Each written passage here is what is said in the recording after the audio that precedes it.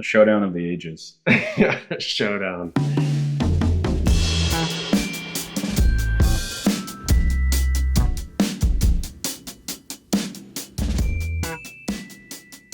Today we are exploring the different orange liqueur options that you can put in a margarita. This is not a super comprehensive list, but it is 5 different options. We have like a very budget triple sec from Montezuma. We have Brovo Orange Curacao, which blends rum, a neutral spirit, and brandy. Then we have Pierre Ferrand Dry Curacao, which blends brandy, cognac.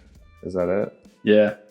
And then Cointreau, which has like a neutral grain base that's distilled from sugar beets. Sugar beets, yep. And then we have Grand Marnier, which is probably like the highest end option that we have here, which is of course an orange liqueur made with cognac that comes from France. So what do you think is gonna be the number one? What do you think you're gonna like the best? I think my gut says Cointreau just because I feel like I'm used to having that the most, and maybe but I want to be surprised. Yeah. I think I'm rooting for Montezuma for budget purposes. Yeah, Montezuma would really be surprising. I think that I'm gonna like Grand Marnier or the Brovo Orange Curacao the best. Without wasting more of your time, let's get to it.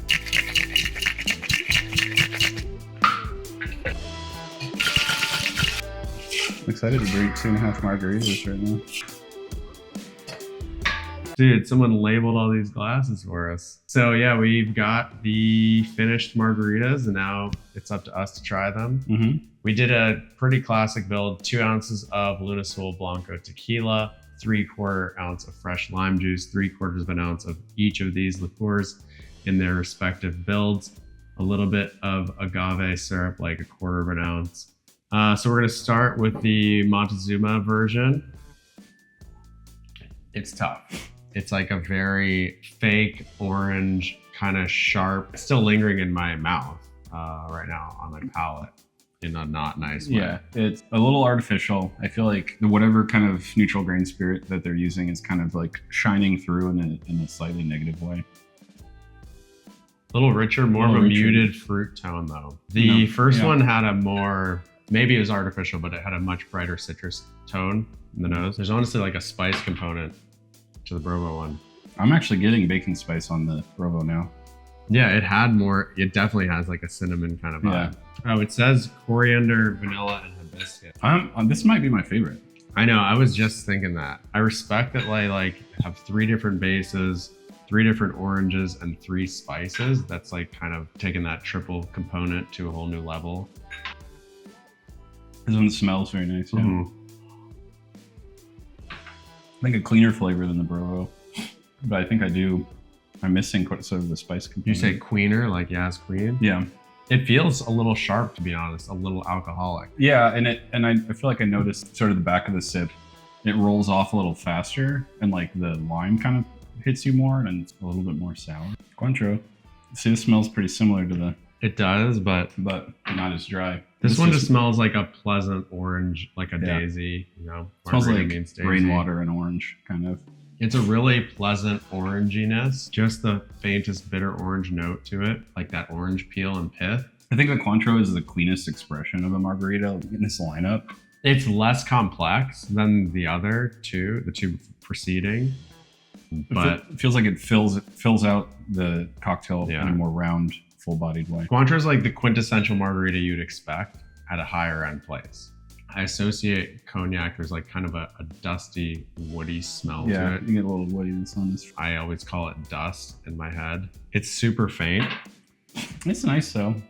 But yeah, it does dry out. It like, once you get that mid palate, it just crashes. Yeah. Grand Marnier tastes the most alcoholic. I think the Brovo version still allows the tequila to come through. Mm-hmm. And even though it uses like a bunch of complex ingredients, they don't really overshadow and overpower the tequila. And maybe that's because of the lower proof.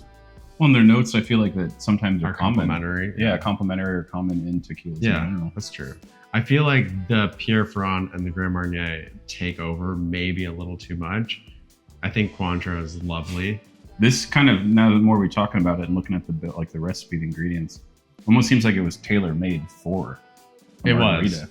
I mean, to tell a little bit of the story, Mari, who owns Brovo, she wanted to become the house Orange Liqueur at Big Star, which is a giant margarita account here in Chicago. So she R&D'd this recipe with the Big Star team for a long time before coming up with this version. Yeah, I mean, not even knowing that ahead of time, it makes sense after tasting it. These are all interesting and good. Like these two steer away from tequila because of the brandy base, I think. This does a fine job of like making a palatable cocktail, but like a very balanced one. This is whatever. This kind of adds something to the story. Yeah, my power ranking would be these two at the top, maybe give the edge to Brovo. I think then followed by Grand Marnier in terms of like what I want to drink in a margarita. Then Cointreau is like not far behind, and then the Montezuma is pretty far behind. I think I'm gonna go 1, 2, 3, 4, 5. That's mine. I love that we're different though. Yeah, Brovo, Curacao. Yeah, leave this one on the shelf. Pick up some Brovo. Pick some Brovo if you can find it. It's probably the least expensive as well. Oh, sorry. Of the ones we like. This was, we'll bleep it out, $7. Well, there you have it. Brovo for the win. Sip tries to figure out the best orange liqueur for your margarita. We're out here doing the hard work so that you can go pick up the absolute best orange liqueur for your margaritas at home. If you agree, if you disagree, let us know. It's tough to drink a lot of margarita. Yeah. Really quickly.